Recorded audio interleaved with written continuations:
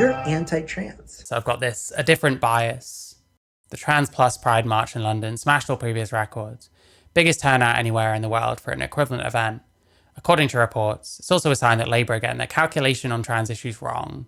They're being led by general views when they should be led by saliency. I mean, just because lots of people are like showing up to these things and protesting and stuff, that doesn't mean that Labour are getting things wrong. Really depends on what the message is. Really depends on what it is they're going against. If this is yet another protest about the Supreme Court decision, then it's massively disproportionate. And once again, I wonder how much this is just white people problems. Let's see. Hi, my name's Phil. I'd like to come out politics, and in this video I'd like to discuss the Trans Plus Pride March which took place yesterday in London to once again highlight the absolute mess Labour are making of trans rights policies here, and how, particularly when... What's this neckline? What's going on here? Bizarre. Anyway. Facing a new fragmentation of what is already a fragmented vote, they are actually just making it more difficult to succeed at the next election. But first for Daily News... Like, I don't know, man. I'm always hearing complaints that Labour are just doing this, that and the other for the votes. Now that they seem to not be doing this, that and the other for the votes, suddenly that's a problem? I don't know. News and politics, please click the subscribe button to stay notified. So the march yesterday was themed existence and resistance. In the final year of the last parliament, Labour's attitude to trans people noticeably shifted. But I thought it was largely defensive, from being very openly supportive of the trans community and seized of the need to tidy the law up to bring actual clarity. In 2023, there was suddenly a cooling noticeable. They were talking... This was like general. This was like worldwide. I think late 2022 was when I started noticing like the pro-trans kind of general attitude shift massively. And it's only gotten worse. And unfortunately, we have only made it worse for ourselves in lots of ways. Looking to Rosie Duffield again, and they'd given up trying to explain what a trans woman was. And I took this as... Yeah, no one can. That's the problem. ...as largely a sign that they were worried about the distractions in interviews. Because the Tory client journalists in our media, they'd constantly ask Starmer, what's a woman? And he would tell them, and they would pretend to be dim and go, well, I don't get that, I don't understand. Wait, wasn't the thing that he didn't tell them? Wasn't there a clip of him, like, not wanting to answer? Which I don't entirely have a problem with. But yeah, I'm sure part of the thing was he wasn't, like, answering, clearly. Childish tactic to stop him talking about real policies. That's what it was about. There he is for 5 or 10 minutes. I mean, this I don't really disagree with. It's an interview. Right, let's stop him talking about his policies. And the cock-up in Scotland over the gender recognition bill after reports of an assault by a trans woman in prison just made the issue a political hot potato. So I imagined Labour would just strategically drop in the issue a bit in order to avoid having their messages derailed as the election campaign ramped up into the final year. After all, the manifesto still contained the promise to tidy up self-identification. Then we had the decision to deny treatment to trans kids, which was still somehow considered fine for cis kids. Oh, I hate this kind of thing. Why is it considered fine for cis kids? It's because they have precocious puberty. And by the way, my understanding is that they're actually quite reticent to give puberty blockers to so-called cis kids. I've been on something that's used as a puberty blocker, that being Decapeptyl. It made me like psychotic. It wasn't nice. Like it's not stuff that should be given lightly. And this angle of, well, it's fine for cis kids. Well, what are you treating? You're treating completely different things. How do those kids know that they're going to grow up trans? How do those kids know they're not going to desist? How do those kids know that they're not going to want their own kids one day and realize they made a mistake? Because some of them are. Is that just acceptable collateral? Meanwhile, there's almost no evidence that there's this epidemic of like trans kids killing themselves. Chase Strangio had to admit this at the Supreme Court in the US. The UK looked into the claims of this like Tavistock 16 in the few years before puberty blockers banned. It was like, what, 5 kids apparently killed themselves? In the few years afterwards, they've been able to narrow down that 7 killed themselves. There's just so little evidence for this. And like the whole, well, it's fine for cis kids. There are cis kids or so-called cis kids in the US that were given like Lupron and stuff that ended up suing because of the problems they had with it. Largely like black women. Meeting's explanation and the internationally debunked CAS report upon which it was... Internationally debunked. It's not been debunked. There's criticism of it. It's not been debunked. And if you look at the suggestions, the conclusions and stuff, you probably agree with most of them. This is like ideologue shit. I've heard this guy's okay on some issues, but this is cringe already. It was based was scientifically illiterate. How so? But politicians Oh, no answer. Oh, it was scientifically illiterate. It's been debunked because Erin in the Morning put a fucking article about it. Okay, bro. get things wrong. It could have been an isolated example of just having bad advice. But bad advice? What's bad about this? You haven't shown how this is bad in any way. I can think of tons of reasons why this is a good idea. And I've given them. Especially since the Supreme Court ruling, it is now clear that at some point in 2023, Labour made the conscious decision that they were going to become transphobic in outlook. Oh my God, I hate this. I actually hate this so much. The Supreme Court, like, were they even working under, like, Labour's advice? Are the Supreme Court even beholden to, like, any party? We get nothing on, like, why they made this decision. We get nothing about the stuff about diversity hirings, how male people can take female roles. And they count towards female, like, diversity hirings. When women are, like, disadvantaged in the workplace because they're the ones that might go off and be pregnant one day. We ignore anything about, like, female-only spaces. We ignore anything about the shocking difference between men and women when it comes to sexual assault stats. No, it's in the bit that says Supreme. Yeah, that's what I was thinking. Listen, some of this stuff you can probably get past me because I'm just not that knowledgeable. But, like, the Supreme Court decision, that wasn't even on Labour. And, like, why is it even transphobic? Why is it transphobic to say a woman ought mean a female person? What's the alternate definition of woman that works, that includes male people? Labour made the conscious decision that they were going to become transphobic in outlook. This is possibly based on the fact that people in Britain have become more transphobic over the past few years. The polling is unmistakable. It's across the board. Don't imagine this. This isn't transphobic either. Lots of women don't want to see penises in their changing rooms. Women's sporting events. Males have advantages over females.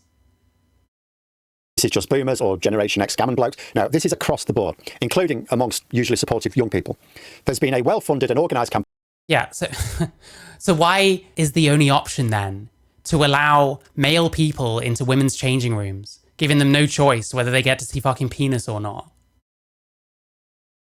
Let's just let fucking Jessica Yanives of all ages show up in the women's changing room. Sure, nothing go wrong there.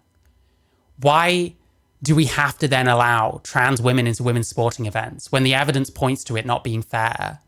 We're just rattling off all the talking points with absolutely no, like, substantiation whatsoever. Campaign originated in America, which has been throwing trans issues into the news. Originated in... Oh, come on, man. Come on, don't do this. Don't do this to me, please.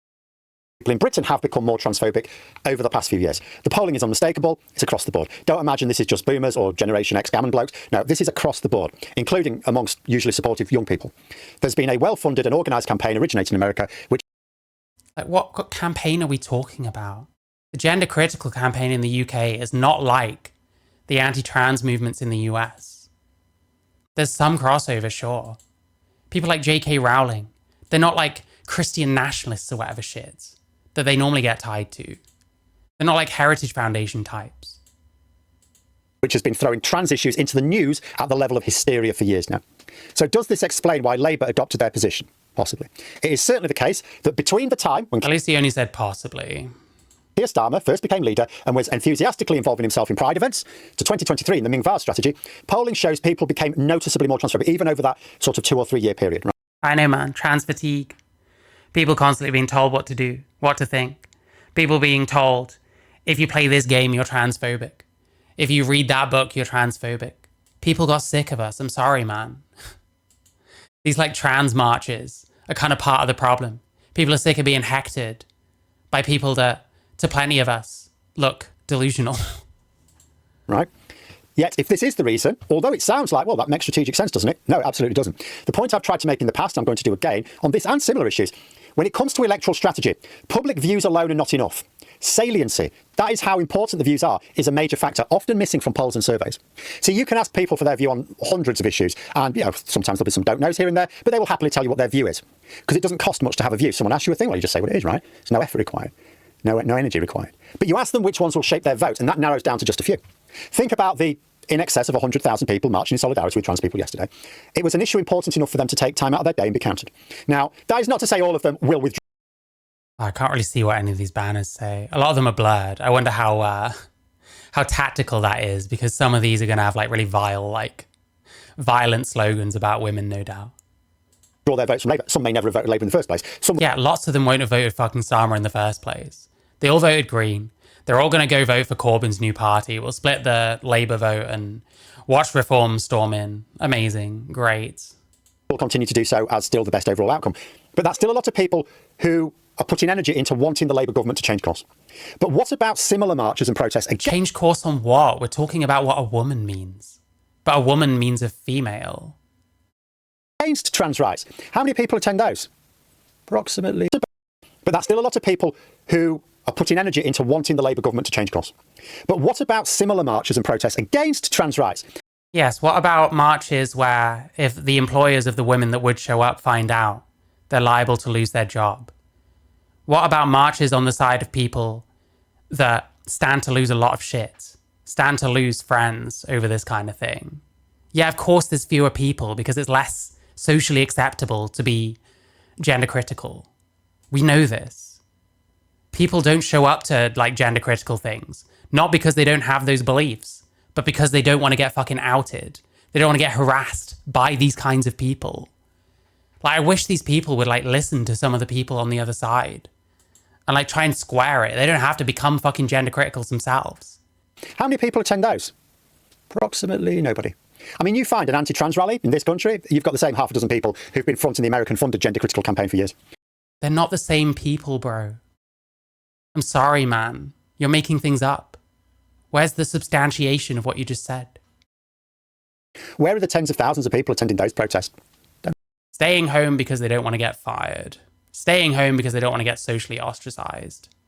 Staying home because they don't want these very people to harass them. What happens when they do meet up? Other groups of people show up to drown them out. That's called censorship, my dude. But it's okay when there's women that want to stick up for their sex-based rights. Why? Don't exist. And it's all right to say, oh, but they've got what they want now. Where within the past few years? Don't exist. In fact, never mind tens of thousands, you won't find any significant number of people attending them. And this person needs to talk to a few gender criticals. This person needs to actually engage with the other side instead of just minimizing them. Meanwhile, how many of these people have like violent ideation about so-called cis women, so-called TERFs? Let TERFs quake, does that say? Something else about TERFs. I can't read almost any of them. the reason is obvious. The current hostile environment for trans people in both public and increasingly the workplace, that's important enough for trans people and their supporters to take a stand. But nobody cared about who was taking a shit next to them in the bogs to protest about it. Saliency is absolutely crucial. A public protest is very... What does that even mean? But nobody cared about who was taking a shit next to them in the bogs to protest about it. Saliency is absolutely crucial. A public protest is very like a vote. They're both concrete actions which people take, which require effort, which reflect their priorities. Anyone can have a view on something, takes no effort. Doesn't matter if it's informed or not.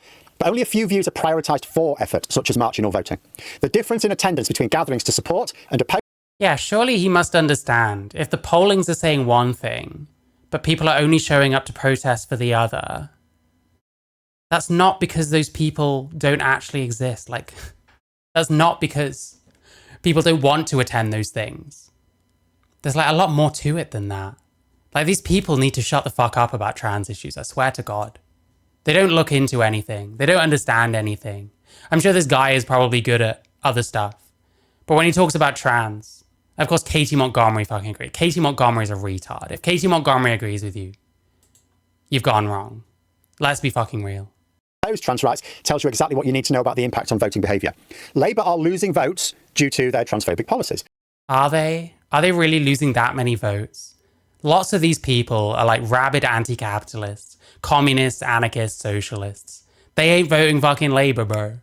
The amount of votes they stand to gain or lose, really, over like trans shit is minimal, I would have thought. Yes, it might seem self-defeating to vote in a way which allows in a government which will inflict much worse treatment, but votes are nonetheless being lost. But are people going to gain more in return? No. How could they? It is true that some... I mean, any children that are spared fucking puberty blockers and get over the phase that they went through without lasting damage they probably stand to benefit from what Labour have been doing. Just as one example. People will vote on issues that are poorly informed. I mean, immigration, for example. But that's because they believe there is a link between immigration and their struggle to get a GP appointment or decent housing or a job or lower taxes or whatever it is. Nobody thinks trans women are stopping them, because it's only ever trans women they complain about. Nobody thinks trans women are stopping them seeing a doctor. Why is it that there's mostly trans women that are complained about? Because it's males going into female-only spaces. Males have a higher rate of sexual abuse, and females have a higher rate of experiencing said sexual abuse at the hands of males. That doesn't change with trans people. Trans women apparently are like overrepresented when it comes to like sexual assaulters in jail. And like, you can kind of square some of it by saying that some of them probably came out since doing that, fair enough. The fact that sexual assault is not super well prosecuted, charged, etc. in the first place is also a mitigating factor. So when I say that they're overrepresented, I'm inclined to believe probably in reality, they just fit the male pattern, not the female pattern. And that more trans women are not sexual assaulters than men. You know what I mean? Women are the more vulnerable sex in certain ways. Women are the ones that have been historically oppressed and want to deal with that oppression by first off acknowledging that sex is the root of it. And then males are just coming and saying, oh, we're women now. You have to include us in all this stuff. Like, yeah, there's a reason why it's usually trans women, but they never look at any of that. They just want to stop at the point where they can continue being a good person and continue being pro-trans. But you don't look into any of this. You don't listen to what these people actually are concerned about. You don't listen to gender critical people. Or getting a house, or suppressing their wages. People might be more transphobic now, but not enough for it to factor into their voting. The people who think trans issues are important... Wait, so it only works one way? You're acting like Labour's losing votes over this. Are they? I'm not sure that they are. I'm not sure they're particularly gaining votes over this either. People might be more transphobic now, but not enough for it to factor into their voting. The people who think trans issues... I'm sure earlier he said that they're like losing votes over this. Like how does it only work one way and not the other? ...are important enough to factor into their voting are overwhelmingly supportive, not opposed. Now, I wish I could point to detailed, definitive polling to demonstrate this without question. But as I say, saliency is almost never featured in any surveys as we see them published, which is careless because saliency is vital context in order to understand public attitudes. But there is nothing stopping Labour from running their own internal polling for private use to investigate it. Now, how do I know they're not already doing this? Because if they were competently surveying the public for attitudes and behaviour, they would not have messed up like they did over what is, after all, a What's the mess up? What have they messed up on? small number of policies which have almost single-handedly derailed their PR efforts over the last year. They made a bad error with the winter fuel payments, a bad error over disability. See, I think they should have stuck to both of these. The winter fuel payments. How many of these older people really don't need them? Like the disability payments. I'm sure there's evidence out there that the UK is giving way more money on average for like disability compared to other countries. Health-related claims, post-pandemic, UK trends in global context. Over the last 4 years, there have been a large increase in spending on working-age health-related benefits from 36 billion in 2019 to 20 to 48 billion in 2023-24. Expect this to further increase to 63 billion in 28 to 29. The increase in working-age spending has been mostly driven by an increasing caseload from 2.2 million to 3.2 million for disability benefits, 2.2 to 3.2 for incapacity benefits. The rapid growth in health-related benefits seems to be largely a UK phenomenon. The number of claimants of similar benefits in most similar countries with available data, Australia, Austria, Canada, Germany, Ireland, the Netherlands, Sweden, US, has in fact slightly fallen over the same period. So ours has kept coming up post-COVID. And all these other countries are going down. Like, I don't know. I mean, you can certainly spin like cutting benefits as like a bad thing from somewhere like Labour. But doesn't it sound like this might actually be kind of necessary? Doesn't it sound like something is going wrong? And then France and Norway, small increases. Denmark saw a significant increase, but still less than us. So our disability claimants have gone up massively, and most other countries have not. Like maybe this has been a PR problem. Like the winter fuel stuff, I remember. Obviously, they've U-turned over this, they U-turned over the other thing. Which I don't know, I think, like winter fuel shit, surely that should be only for people below a certain like income. Plenty of older people do not need that extra money. They can afford it already. And we're at a time, they have to make cuts. But then whenever they try and cut anything, there's like huge fucking problems. So I guess I see the point. Like, maybe for PR purposes, these weren't the best things. But I think they were probably right on this, to be quite honest. Single-handedly derailed their PR efforts over the last year. They made a bad error with the winter. I don't even know how true this is. Maybe some leftoids don't like them as much over stuff like this. The right are going to be having a go at them for anything. The fact that he wants to recognize Palestine as a state potentially has got plenty of the right saying, oh, he's going to have to resign now. This has to be it. He's going to have to resign now. They'll be saying whatever fucking happens. To fuel payments, a bad error over disability payments, which they're still not learning their lesson from. They're making an error here as well. Now, not on the same scale. How so? How so? Oh, thank God. At least he said not on the same scale. But how so? What's the error? No one wants this like trans kids stuff. People don't want trans women in women's sports. Woman should in fact mean something, and that thing should mean female. There's no way of including males into what woman means. It just doesn't work.